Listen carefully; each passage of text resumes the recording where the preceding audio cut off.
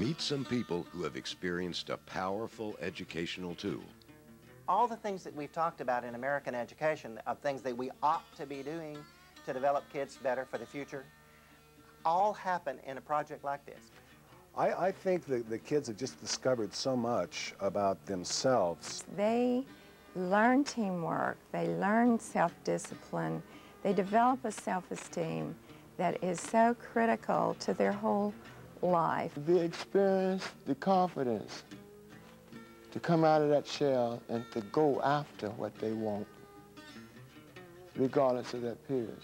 It most definitely changes a lot. Been real cool. All right. This education innovation is almost 100 years old.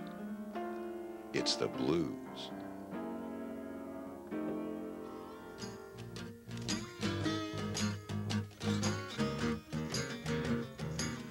Created by poor African Americans early in the 20th century, the blues is the foundation of virtually every form of contemporary popular music.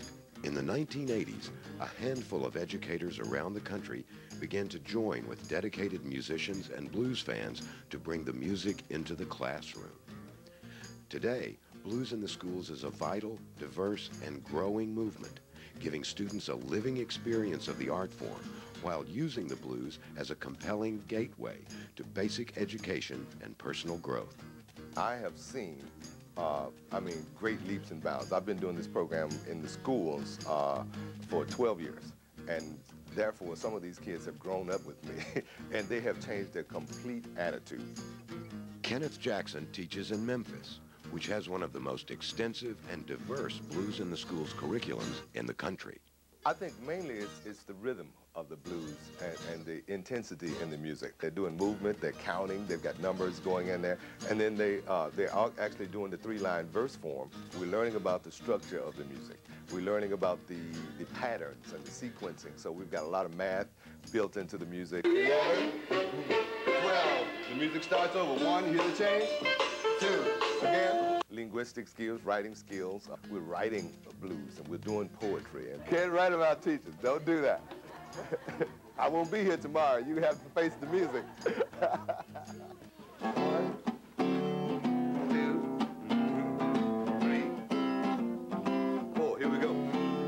The homework blues. I left my book at school. The homework blues. I left my books at school. I can't do my homework. I guess I'll swim in the pool. One more time. If it was a way to integrate the blues in every subject, maybe the children would learn more.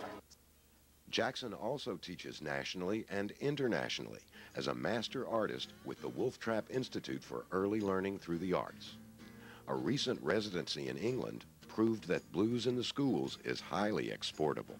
The children over there just ate the music up. The parents devoured it. They said, we've got to have it because you've got their attention. And they're excited now. When they come home, they can't wait to get back to school. The Memphis program has generated that kind of excitement for years, with over 50 musicians working in the classrooms. The students look back to the music's African roots, and everybody gets involved when Richard Graham pulls out his diddley bow. Make it strong. Sneak a lot of history, anthropology in on them. A blues camp, begun in the summer of 1998, brought together a group of inner-city students who researched, wrote, and produced their own full-length blues musical on the life of B.B. King.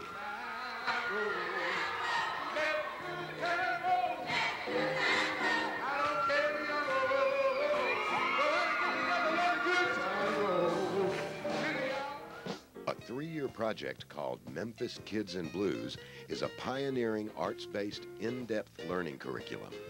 It was designed to develop skills in language, history, research, and social studies in a real-world framework. Using this research as a springboard, the students created and recorded a full CD of blues, handling the production all the way through cover design and liner notes. Both the process and the final product exceeded all expectations. We want kids to know not only what they're learning, why they're learning, and how they can reapply that. That's what our future, our 21st century business people and community leaders have got to be. And I think that's the kind of student that we're building in the blues programs.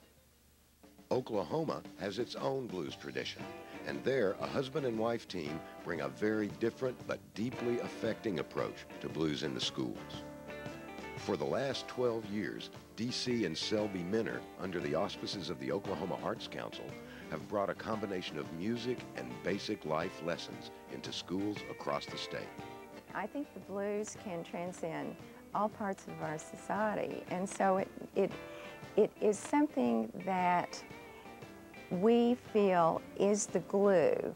It's the bridge, in a way, to bring people together. The Minners teach all ages, from college students down to preschoolers, but they've begun to focus on working in alternative schools with problem students who have been unable to function in a regular school setting. When you get a creative mind and bore it, it creates something new to do, and that we call that outside the box, and that usually lands them in a place like this. So when creativity comes in here, it's a lot of creativity. Here, it's been harnessed the wrong way. In week-long residencies, D.C. and Selby meet with students, recruit a musical group, rehearse it, and present a public concert. They teach the blues, but the Minners are teaching a lot more. Philosophy of life, values, just how to become ready for the world at large. You know, things that are going to help you survive. Yeah, I challenge them.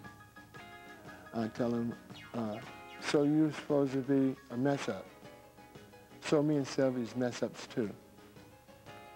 We stepped over the line. So they got 2 mess-ups and a whole bunch of mess-ups and asked us, can we do something constructive? What do you think? Yeah, we can pull it off. It is.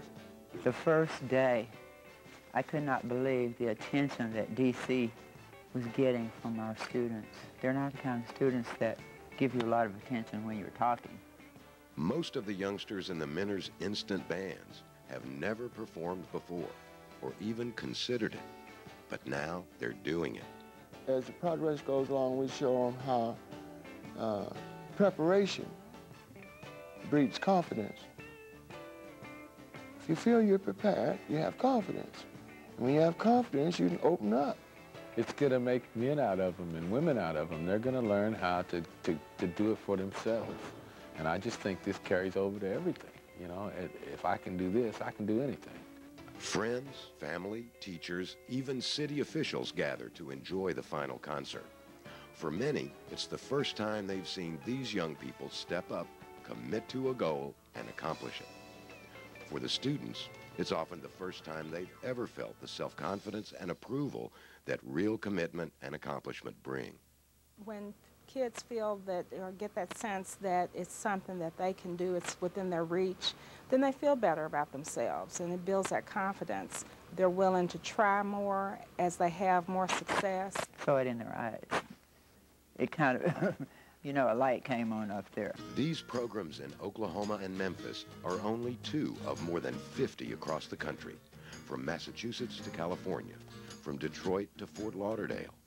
But they show the range of possibilities and the depth of influence that can be achieved. Blues in the Schools has been a true grassroots movement, created in many forms in many cities and towns, each working largely on its own. But the artists and administrators involved share an excitement and commitment that is undeniable. Based upon our experiences and watching kids get involved and watching test scores come up, watching kids that were in ghetto schools that were extreme discipline problems do a total turnaround so that they could be involved in a blues group, you cannot better spend taxpayers' money or foundation money anywhere than in Blues in the Schools type programs, because you are getting to the root of the problem. You're getting kids turned on through an art form, you're getting them involved in an educational process, and you're giving back to the public through those dollars. But this is something I can do and motivate others to do. I can train others to do this, and we can take this and do it across the nation and make sure it's in every corner of the nation. That's the next step, to link Blues in the Schools people and individual programs with a national network, to share resources, ideas, and training, and to foster new programs that will give every American child a chance to grab some blues they can use for a lifetime.